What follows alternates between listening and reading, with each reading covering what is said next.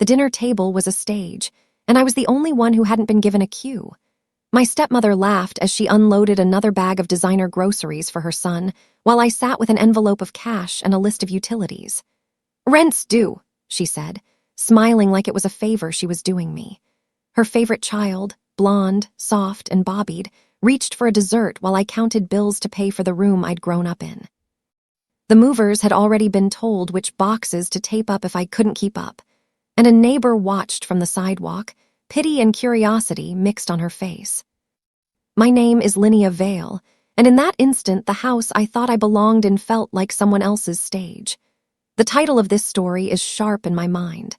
My stepmother forced me to pay rent in her house while spoiling her favorite child.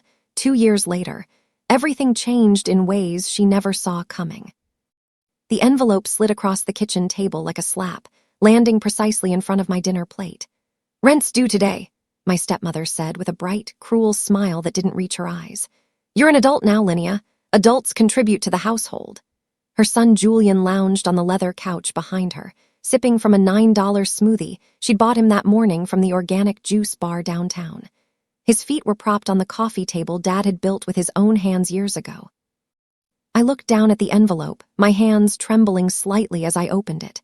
The amount written on the bill was higher than last month, significantly higher. "Why did it go up?" I asked, trying to keep my voice steady and calm. She shrugged, examining her perfectly manicured nails with studied disinterest. "Inflation, utility costs, you use electricity, don't you? Hot water. Someone has to pay for these things." My father sat at the other end of the table, pretending to scroll through his phone. His thumbs moved across the screen, but his eyes weren't tracking anything. He didn't look up, didn't meet my gaze, didn't defend me or question the increasing charges. My name is Linnea Vale, and in that moment, I realized my home had become a business, and I was the tenant being slowly priced out of my own childhood bedroom. The place where I'd learned to walk, where I'd cried over failed tests and celebrated small victories, was now just another transaction. That night after everyone had gone to bed, I opened the refrigerator looking for something to eat. I'd skipped lunch to save money, and dinner had been the small portion of pasta my stepmother had grudgingly served me. Everything inside the fridge had labels written in her neat handwriting. Julian's juice, Julian's yogurt, Mom's salad, Julian's leftover pizza. The labels were attached with decorator tape, carefully placed to mark territory like property boundaries. My designated shelf, the bottom one near the vegetable drawer, was empty except for a nearly finished jar of yellow mustard and a container of baking soda. When I asked her about it the next morning, she smiled sweetly while pouring Julian a large glass of fresh orange juice. "If you're paying rent like an independent adult, you should handle your own groceries. That's how the real world works, honey." I went to bed that night with my stomach growling, feeling humiliated and small in the house where I'd lived my entire life. The hunger wasn't just physical. It was the gnawing realization that I'd become an outsider in my own family, someone tolerated rather than loved, charged rather than cherished. I lay awake listening to Julian laugh at something on his phone in the room next door, the room that used to be our shared playroom before my stepmother decided he needed more space. The following Sunday, she made steak for everyone, beautiful ribeyes that filled the house with mouth-watering smells. For me, she prepared plain pasta with butter, the cheapest meal possible, and set it at my place without comment. "I didn't think you liked meat," she said casually as Julian reached for his second helping of steak, the juice running across his plate. Her tone suggested this was common knowledge, an established fact about my preferences. "I do like meat," I whispered, watching my father cut into his own steak without looking up. The betrayal of his silence hurt more than her deliberate exclusion. "Well, then you should buy your own next time," she replied smoothly, slicing her food with precise, controlled movements. "I can't be expected to read minds. If you want something specific, purchase it yourself and label it clearly in the refrigerator." Dad chewed in silence, the clink of his knife against the plate sounding like small defeats. I pushed the pasta around, no longer hungry, wondering when exactly my father had stopped being my protector and started being her accomplice. The transformation had been gradual, so subtle I'd missed the moment when his love for her became stronger than his loyalty to me. Or maybe he was just too tired to fight, too worn down by her constant demands and manipulations to notice what was happening to his daughter. I had saved money carefully for 6 months to enroll in night classes in accounting at the community college. The course cost $300, money I'd scraped together from my job at the grocery store, working evening shifts and weekends. I'd hidden the cash in an envelope in my desk drawer, counting it weekly, imagining the skills I'd learn and the better job I might eventually get. Education felt like my only escape route from this suffocating situation. That week, my stepmother informed me that rent was increasing again, this time by $75 monthly, to reflect increased utility costs. She presented me with a breakdown showing higher electricity and water bills, though I noticed the calculations seemed inflated and suspiciously rounded. The new amount meant I'd have to use my tuition savings just to stay current with rent. I missed the payment deadline for my accounting course, watching the registration window close while I handed her my carefully saved money. Julian got a new gaming laptop that same month, an expensive machine with colored lights and a high-resolution screen. She'd ordered it online and surprised him with it at dinner, making a whole production of the unveiling. "For your graphic design hobby," she'd said, beaming with maternal pride. Julian didn't even study graphic design. He just played games and watched videos.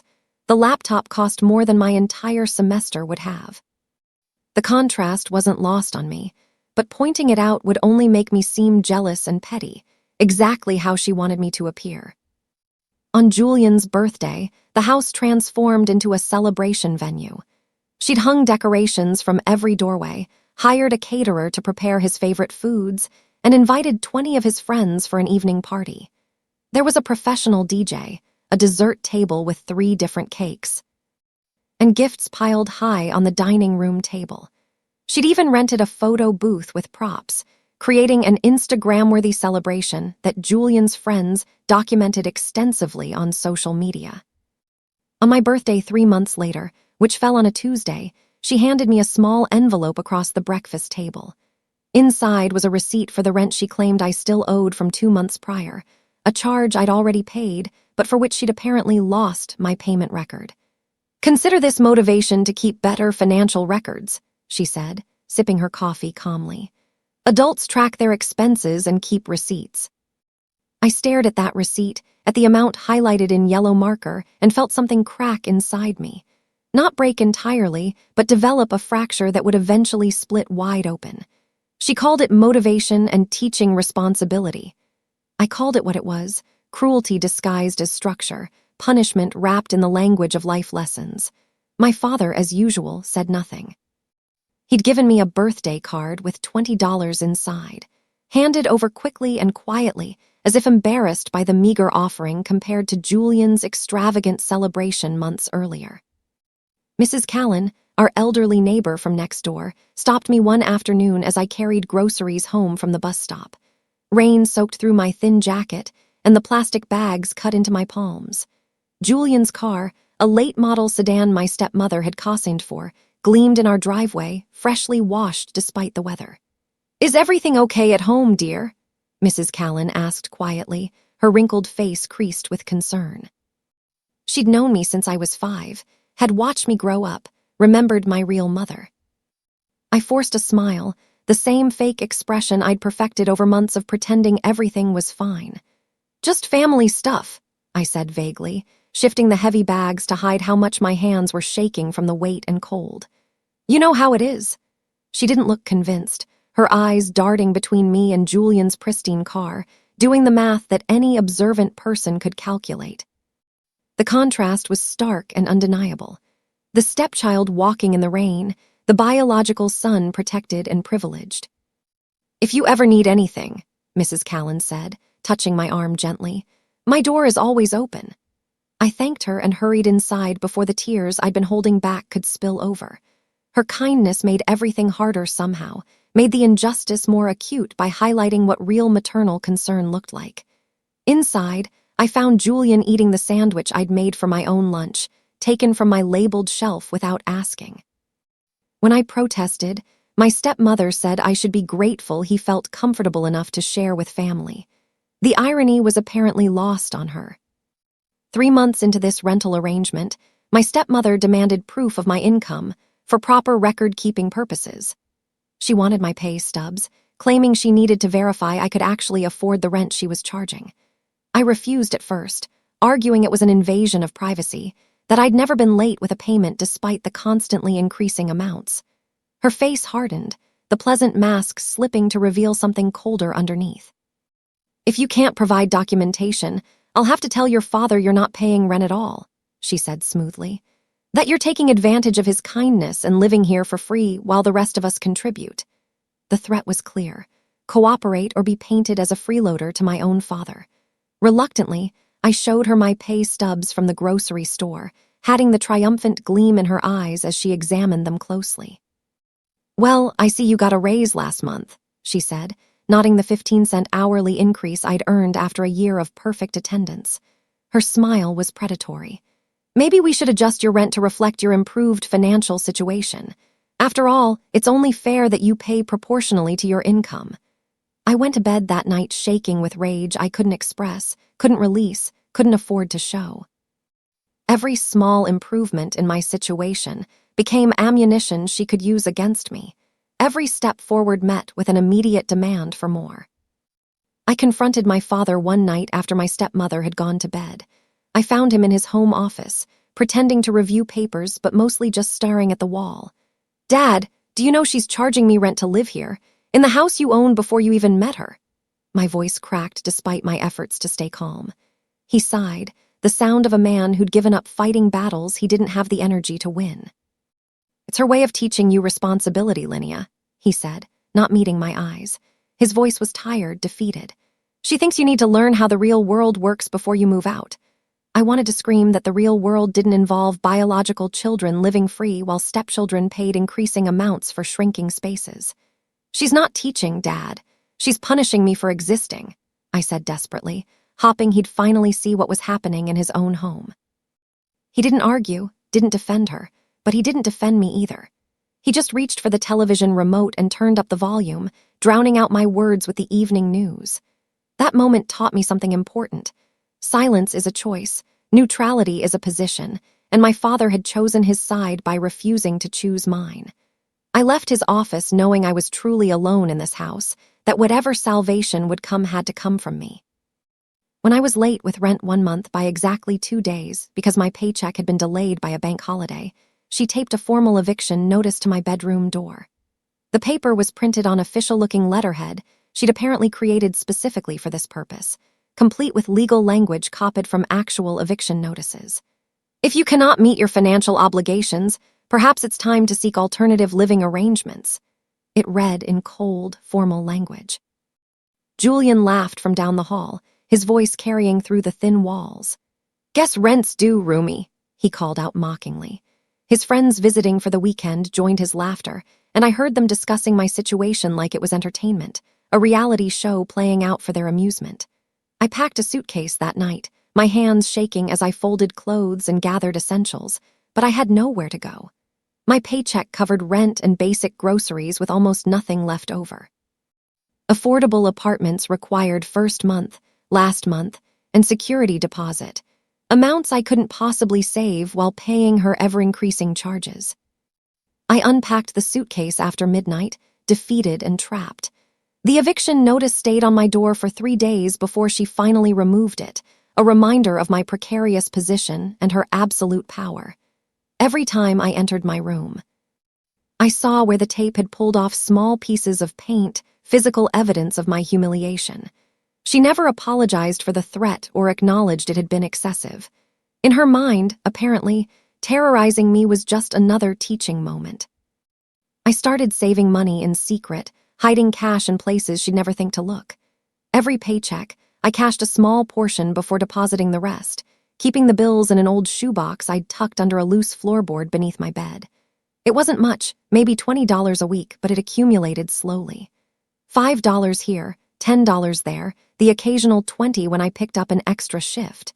It was a seed of possibility, something I could call entirely mine. The shoebox became my secret hope, my tangible proof that escape was possible even if distant. I'd count the money late at night when everyone was asleep, spreading the bills across my bed and calculating how many months until I'd have enough for a security deposit somewhere, anywhere that wasn't here. The mathematics of poverty are brutal. Every dollar saved is a dollar not spent on something else, every choice a sacrifice. I started skipping meals more regularly to accelerate my savings, telling myself hunger was temporary but freedom was permanent. I learned which convenience stores gave day-old sandwiches to employees, which restaurants threw out perfectly good food at closing time, how to stretch a single box of pasta across 5 days. My stepmother noticed my weight loss and commented that I looked better, more disciplined. She didn't notice, or didn't care, that discipline was actually deprivation. Julian certainly didn't notice anything beyond his own reflected image. Please subscribe to this channel, like and share this video to support this channel. Julian crashed his car one night driving home drunk from a party. Thankfully, no one else was hurt, but his vehicle was totaled and he faced potential charges. My stepmother received the call at 2 a.m. and screamed loud enough to wake the entire house. "He needs money for a lawyer. He needs bail. He needs everything." Her voice was hysterical, panicked in a way I'd never heard before. Suddenly, her golden child's consequences were real and expensive. The next morning, she stormed into my room without knocking and grabbed the shoebox from under my bed. I'd been careless, left it sitting out after counting my savings the night before. "You have money saved," she stated, not asked. "Family helps family in emergencies." I watched her hands, still perfectly manicured despite the early hour, rifle through my carefully saved bills. "You mean I helped Julian?"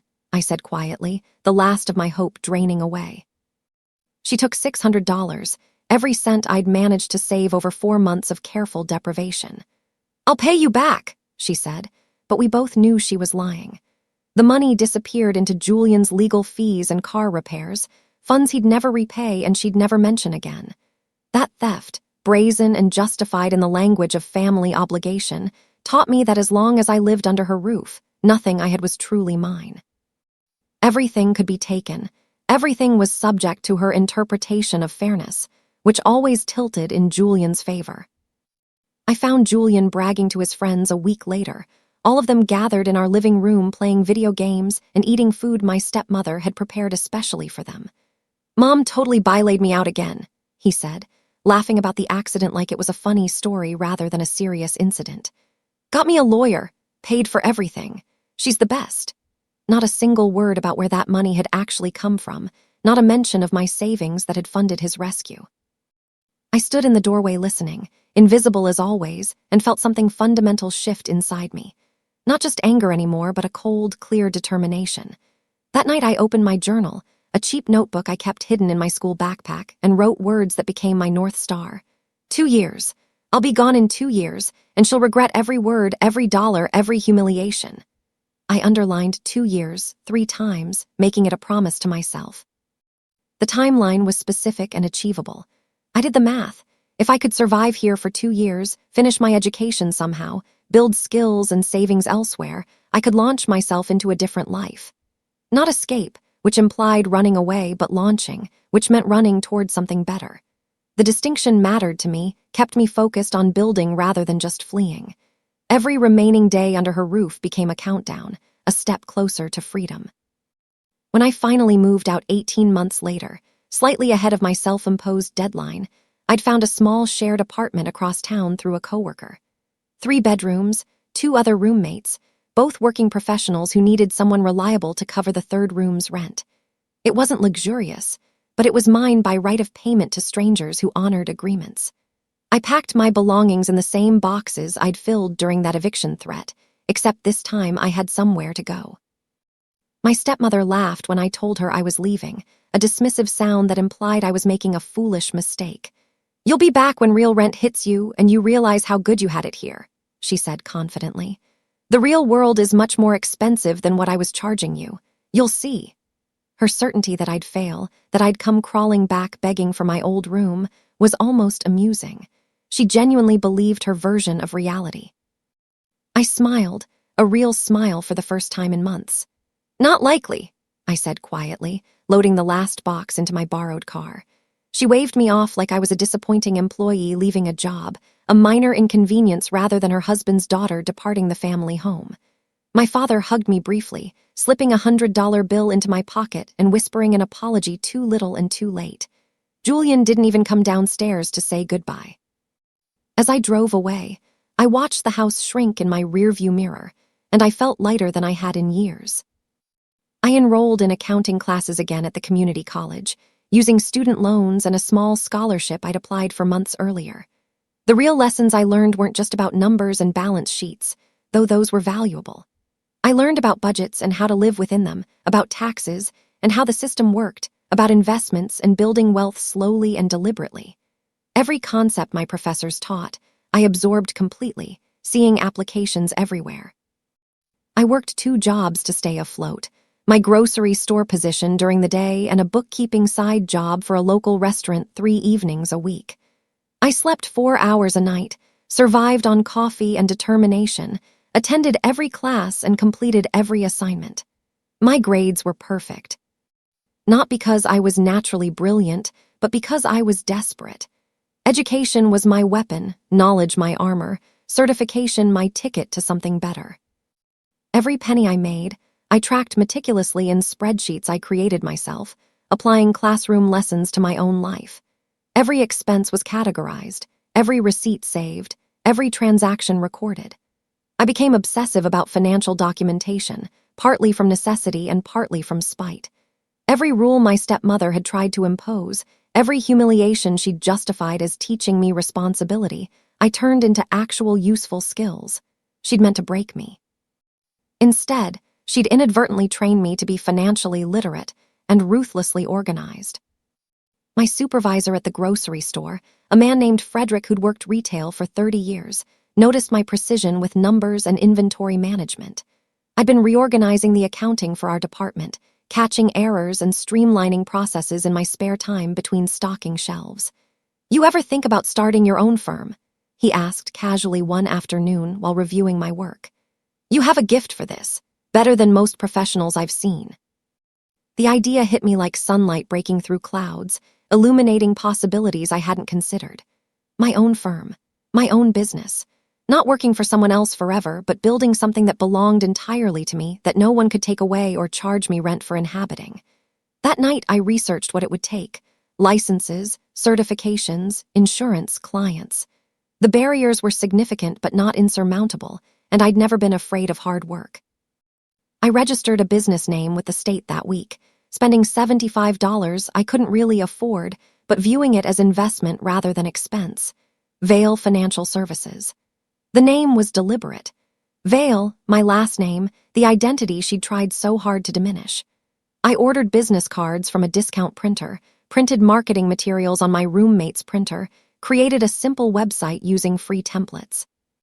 I was 22 years old with a business, even if that business consisted of exactly 1 person and 0 clients. It was a start, which was more than I'd had before. I went home for Christmas that first year away, partly from obligation and partly from curiosity about how the dynamics had shifted in my absence. The house glittered with decorations even more elaborate than I remembered, the tree towering in the living room surrounded by expensive presents wrapped in coordinated paper. Julian opened gift after gift, expensive electronics and designer clothes, while my stepmother documented everything on her phone for social media, curating the perfect family image. When it was my turn, she handed me a small envelope, much like the rent bills she used to deliver. "I saved the receipts from your last month in the house," she said with artificial sweetness. "You still technically owe money for utilities and depreciation on the furniture in your old room." The amount she claimed, $250 for wear and tear on a bed frame and desk I'd used since childhood, plus inflated utility calculations for a room that now sat empty. I pulled out my checkbook slowly, the one I'd opened for my new business, and wrote a check with deliberate precision. The amount, 1 cent, $0.01 spelled out in full.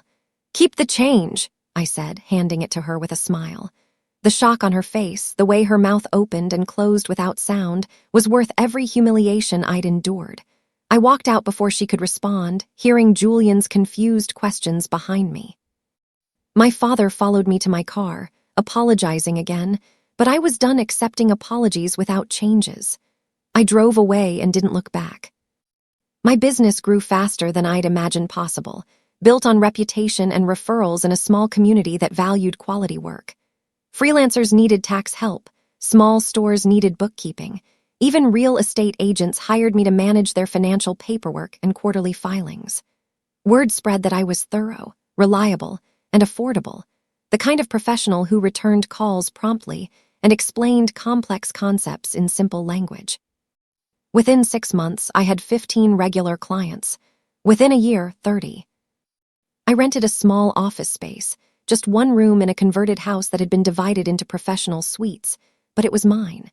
The location was deliberate, 1 block from the house my stepmother still made payments on with my father's name on the mortgage. Every day I walked to work, I passed my childhood home, a daily reminder of how far I'd come and how much further I intended to go. The proximity wasn't accidental. I wanted her to see my success, to watch me thriving in plain sight. The office had a large window facing the street. I put my business name on it in vinyl letters, Vale Financial Services, followed by my professional certifications. The sign was visible from my old house's driveway. Julian drove past it every day. My stepmother couldn't avoid seeing it when she left for her shopping trips. The statement was subtle but clear. I'd not only survived, I'd succeeded, and I'd done it without her permission or assistance. The girl she'd charged rent had become the professional charging fees, and my rates were much higher than her rent had ever been. She called me on a Tuesday evening 9 months after I'd opened my office, her voice carrying a panic I'd never heard before. "Linnea, we need your help," she said, dispensing with pleasantries or small talk. "Julian's in trouble, serious trouble. Taxes, debts, everything's a complete mess. We don't know what to do."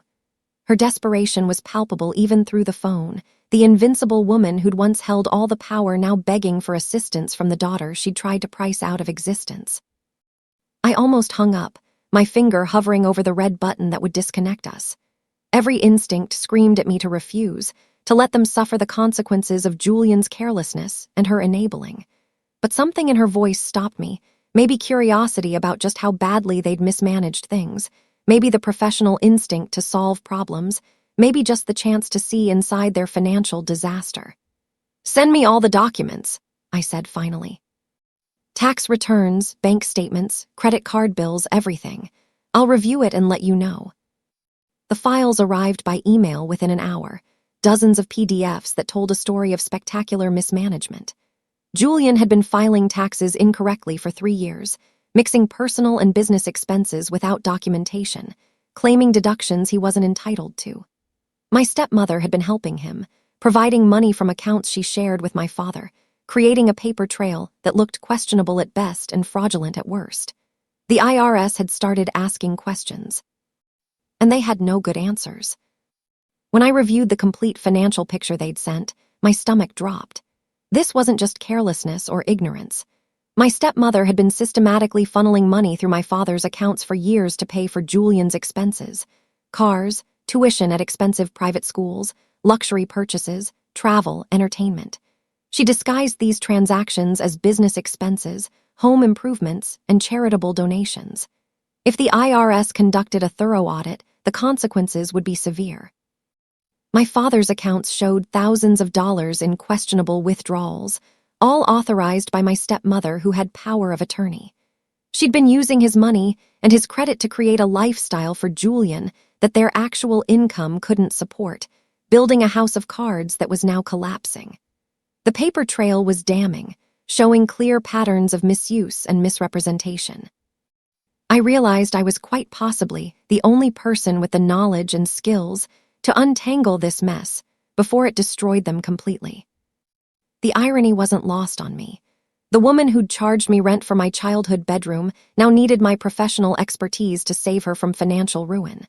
The son who'd mocked me as a roomie owed tens of thousands in back taxes and penalties he couldn't pay. The father who'd sat silent during my humiliation now faced potential legal consequences for transactions he probably didn't even know about. Justice, it turned out, had a sense of humor. I spent 3 days reviewing every document, every transaction, every questionable entry before scheduling a meeting at their house. I met them at their dining table, the same one where my stepmother had once made me count out rent money while Julian ate dessert. The furniture looked the same, but the atmosphere had completely changed. Julian looked terrified, his usual arrogance replaced by genuine fear of consequences. My father looked 10 years older, gray and defeated, understanding finally that his passive enabling had costs. My stepmother's perfectly curated appearance had cracked, her makeup unable to hide the stress lines and sleepless nights. "I can clean this up," I said, laying out the file folders I'd prepared with my analysis and recommendations. "But it will require complete financial transparency and cooperation. No more secrets, no more hidden accounts, no more questionable transactions." I explained the severity of their situation in plain terms. Amended tax returns, payment plans with the IRS, potential penalties, reorganization of their entire financial structure. It would be expensive and embarrassing, but it was fixable if they acted quickly and followed my guidance exactly. Her voice shook when she asked the question I'd been waiting for. "What do you want in return?" The assumption that I'd demand payment, revenge, some kind of compensation for past wrongs. I smiled, pulling out a contract I'd drafted. "A written agreement, and complete silence about our family history. From this point forward, our relationship is purely professional. You pay my fees like any other client, and I don't discuss what you put me through in this house. Do we have an understanding?" She signed the paperwork reluctantly, her hand trembling as she wrote her name. She didn't realize yet that I'd just taken control of their financial future, that every check they wrote and every expense they made would now flow through my oversight. The girl she'd treated as a tenant had become the gatekeeper of their financial survival. My father signed too, looking relieved that someone competent was handling the crisis. Julian signed last, barely reading the terms, too scared of the IRS to understand what he was actually agreeing to. With my professional help and their reluctant cooperation, they avoided legal collapse.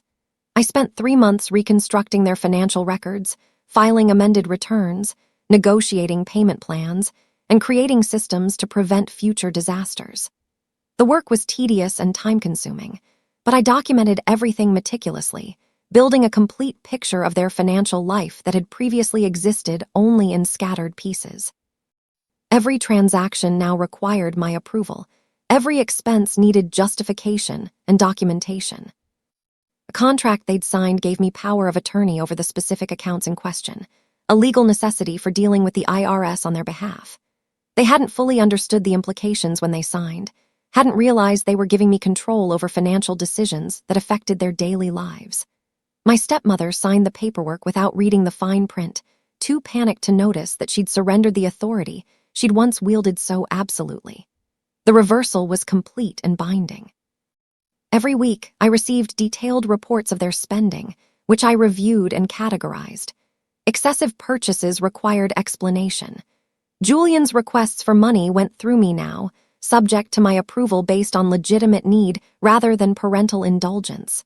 My stepmother chafed under the restrictions, unused to having her financial decisions questioned or limited.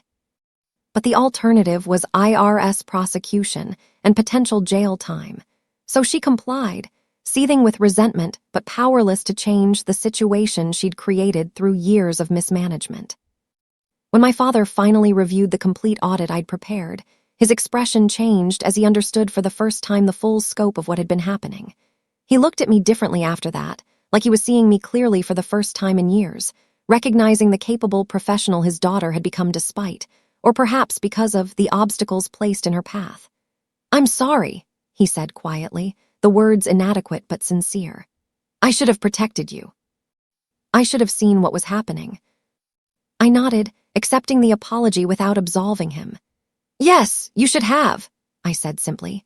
Some truths don't require elaboration. My stepmother didn't apologize, couldn't bring herself to admit she'd been wrong or cruel or unjust in her treatment of me. But her tone changed dramatically, the superiority that had always colored her voice replaced by something approaching politeness, maybe even wariness. She understood now that I held power she couldn't reclaim, that the balance had shifted permanently. Our interactions became transactional and professional, which suited me perfectly. She called me Ms. Vale now in a tone that was almost respectful, a far cry from the dismissive way she'd once said my name while demanding rent. Julian avoided me entirely, unable to face the person who'd witnessed his spectacular failure and now controlled his access to funds. My father tried awkwardly to rebuild our relationship through stilted phone calls and occasional lunch meetings. I let him try, offering no encouragement but no outright rejection, content to let time determine whether reconciliation was possible or even desirable. 6 months after I'd rescued them from financial disaster, Julian defaulted on another loan, this one a personal debt he'd taken to fund a failed business venture. He came to me first, assuming I'd bail him out like his mother always had, that the pattern of rescue would continue under new management.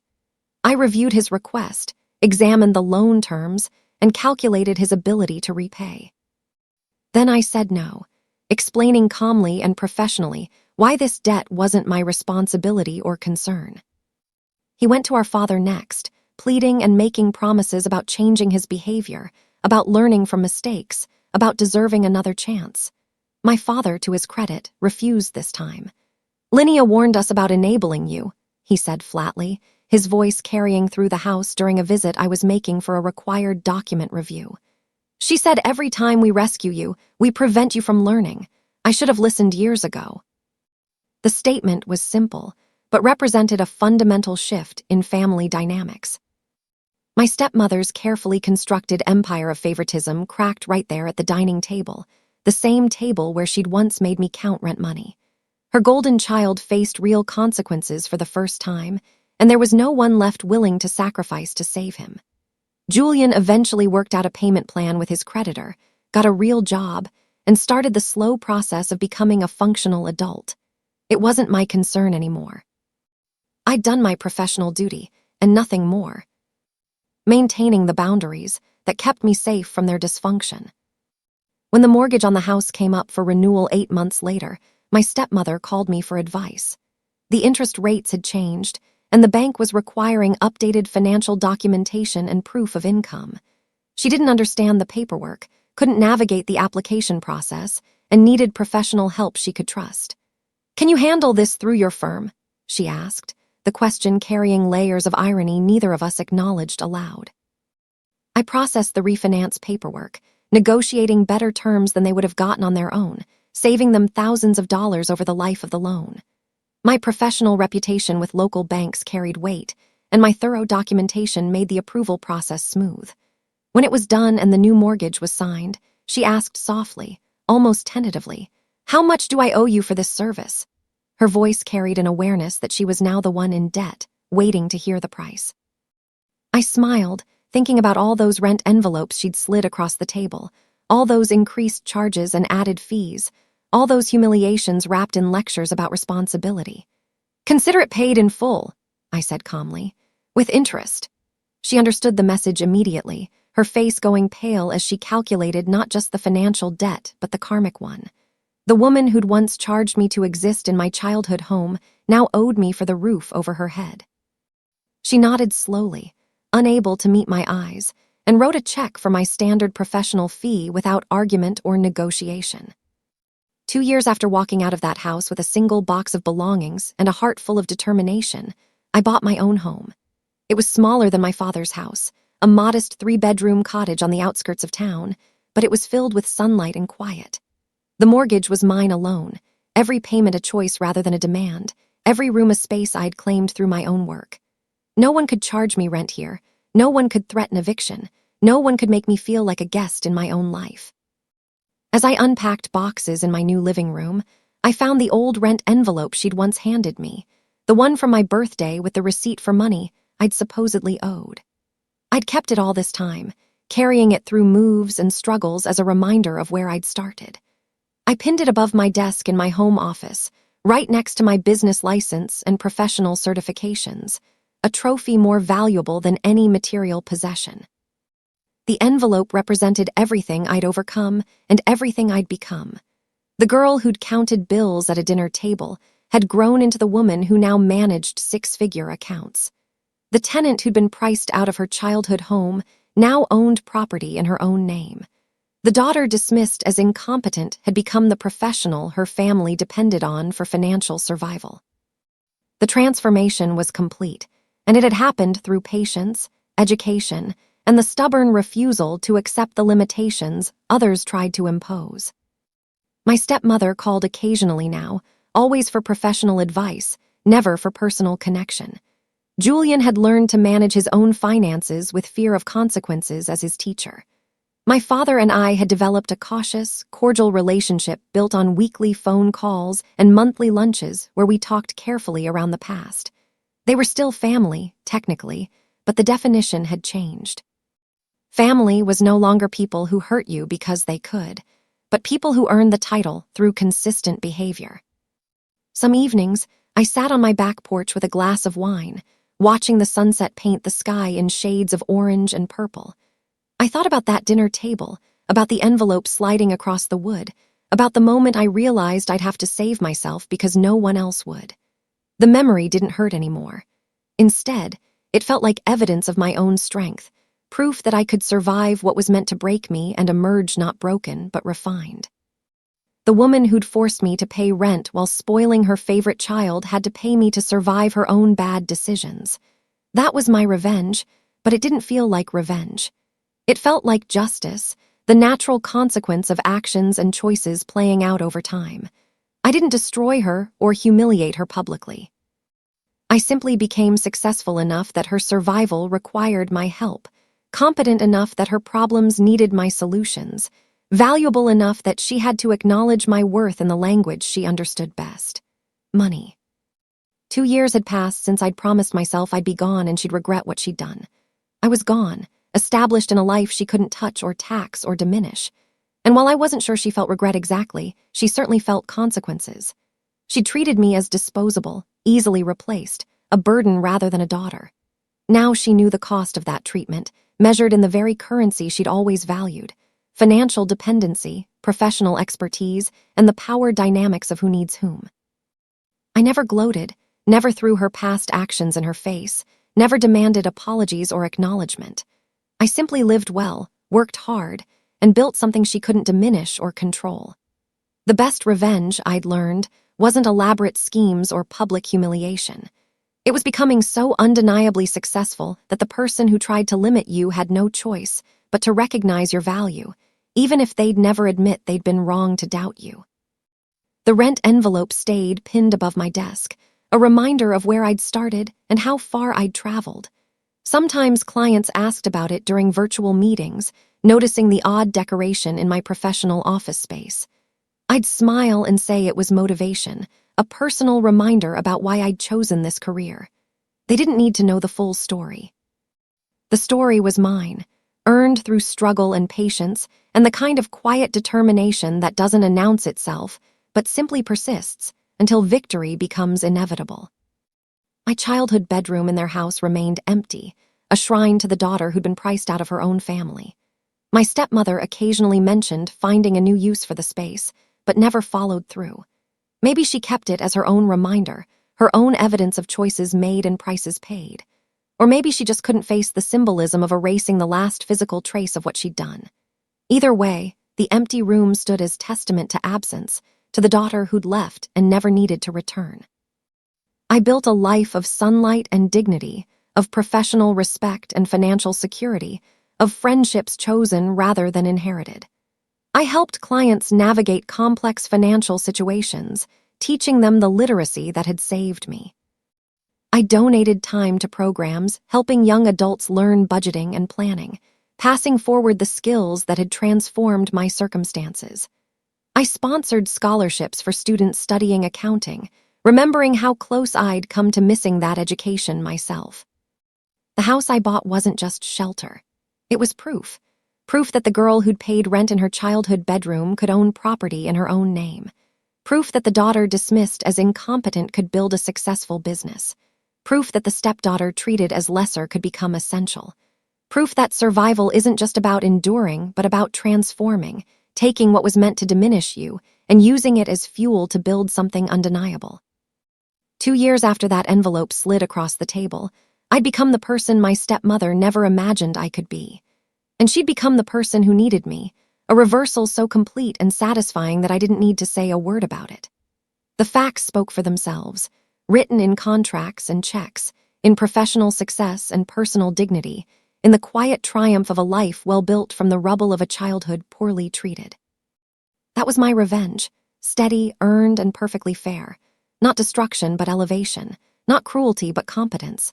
Not anger, but achievement. The rent she'd charged had funded my first steps toward freedom. The humiliation she'd inflicted had forged my determination.